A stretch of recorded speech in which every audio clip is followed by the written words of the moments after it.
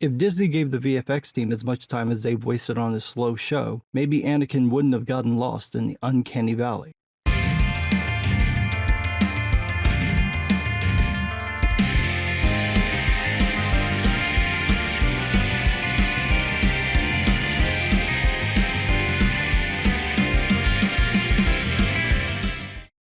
The show is only 35 minutes long, but it feels longer than a Christopher Nolan movie.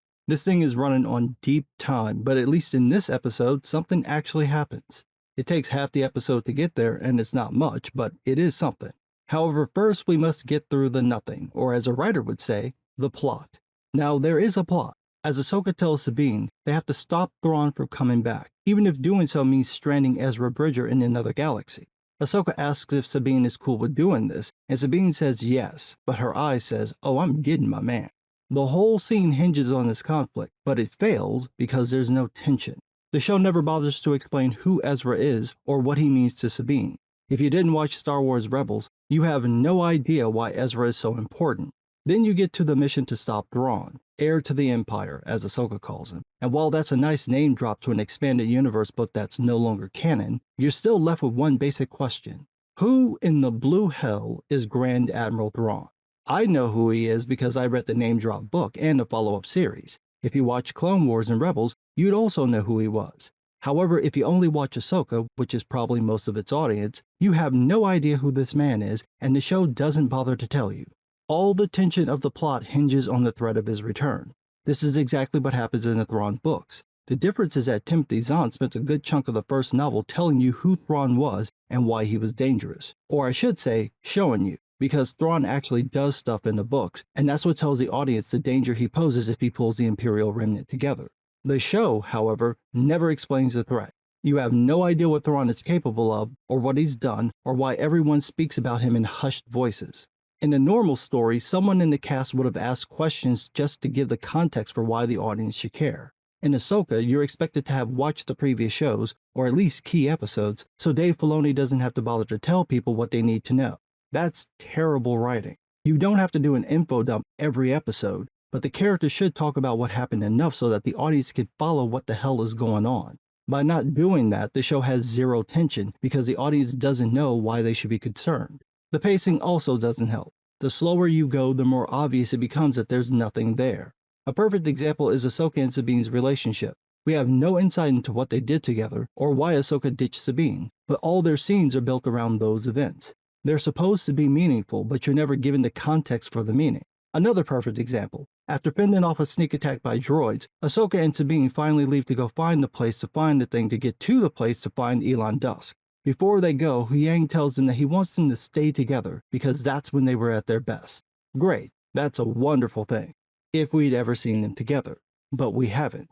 As far as I can tell, they've never been shown on screen as Master and Padawan before, so that line means nothing. It's nostalgia bait for a thing that never even happened. Speaking of never happened, Hera decides to go and help Sabine and Ahsoka without the Senate's permission. She, her son Jason, and a couple of X-Wing pilots, including that chubby Asian guy from The Mandalorian, just leave. They're in the middle of the fleet, nobody signals them, nobody asks where they're going. Nope, General Hera Syndulla just bounces without a peep from her superiors. It's almost like the show cut out the reaction scenes for the time, but then again they have plenty of time to spare, so it's more likely that they never shot any reaction scenes. I don't doubt that Hera would leave, I just don't buy that no one would try to stop her or contact her before she jumped to light speed. And then there's her reasoning for disobeying orders. Once a rebel, always a rebel. But you're rebelling against the order you established. It's your thing. You're rebelling against yourself? I don't understand. Kind of like how I don't understand why they use the same shot of Morgan opening the map from the second episode. Maybe they shot it twice, but it really does look like the same shot, and that's just lazy. Also, has Baylan been standing at this place the whole time? Haven't days passed? He's just been standing there in the same spot looking at nothing for half a week? Anyway, they activate the map and start calculating the coordinates. Morgan leaves to go back to the jump ship, and then there's a sudden twist in the show, a kind of eucatastrophe. The show suddenly becomes interesting because, wait for it, things actually happen. Ahsoka and Sabine fight Marrok and Shin Hati. There's actually some tension being built as you wonder whether the pair can defeat the villains before the calculations are completed. Ahsoka easily takes out Mark, who appears to be made of green gas. I have no idea what that's about. At first I thought it had something to do with the Night Sisters, since Morgan is supposed to be from Dathomir. Maybe he was some kind of construct, but there's nothing in the show that hints at that.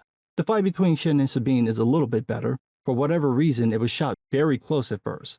I'm guessing this to get the actors' reactions, but fight scenes rarely look good when the camera's in the actor's face. Shin gets the best of Sabine, but Marok's death catches her attention.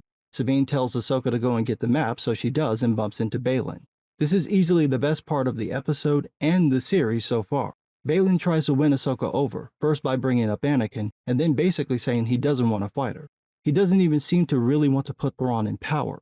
What he wants is a control and stability he thinks Thrawn's war will bring to the galaxy after it ends. Now I'm interested, because I want to know why he thinks this, especially since he knows Anakin became Darth Vader and the hell that the Empire created for the galaxy. Ahsoka doesn't buy any of this though, and they fight. And the opening fight is slow. It's playing on old samurai films. They even take obvious samurai kata stances. But as they fight, the pace picks up, and we see that Baylan is the better swordsman. He's not toying with Ahsoka either. He's hidden her with power. He's literally physically trying to get her to change her mind and join him.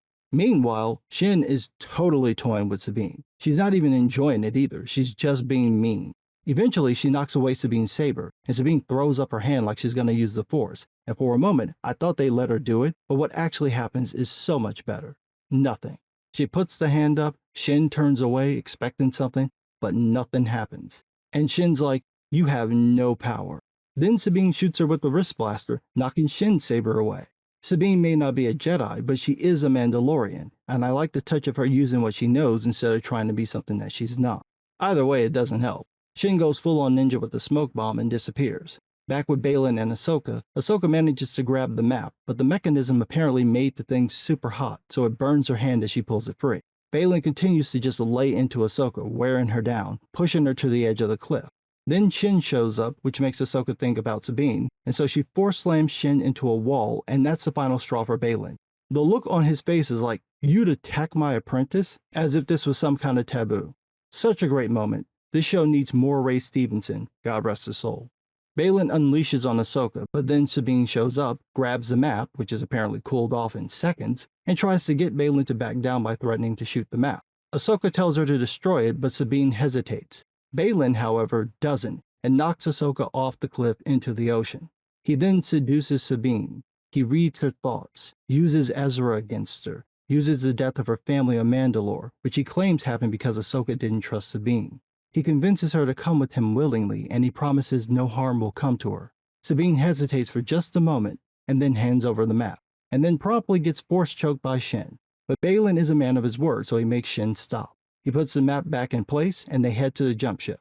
Meanwhile, Hu Yang manages to contact Hera, who's arrived at the planet just in time for the villains to jump to lightspeed, which wrecks several of the X-Wings. The episode wraps up with Ahsoka in the world between worlds, which I'm telling you because the show doesn't. It's clear, though, that she's dead or near death. She hears a voice say, "Hello, Snips." She calls the voice's name. It says, "I didn't expect to see you here so soon." And Ahsoka turns to see the uncanny valley, Anakin Skywalker. Seriously, hundreds of millions of dollars have gone into this series. They knew they were going to have Anakin show up. They knew they'd have to de-age him, but apparently they didn't know that they'd have to give the VFX team enough time to do their job. It's ILM. They can make it look better than this. They just need the time. There is a possibility that this was the best they could do, but I just don't buy that. So here's my guess. Either they spent all their time on the next episode, which is going to air in theaters so they really think it's special, and they didn't have enough time to finish this shot, or this was a last-minute add-in, and the episode originally would have ended with Ahsoka calling out Anakin's name.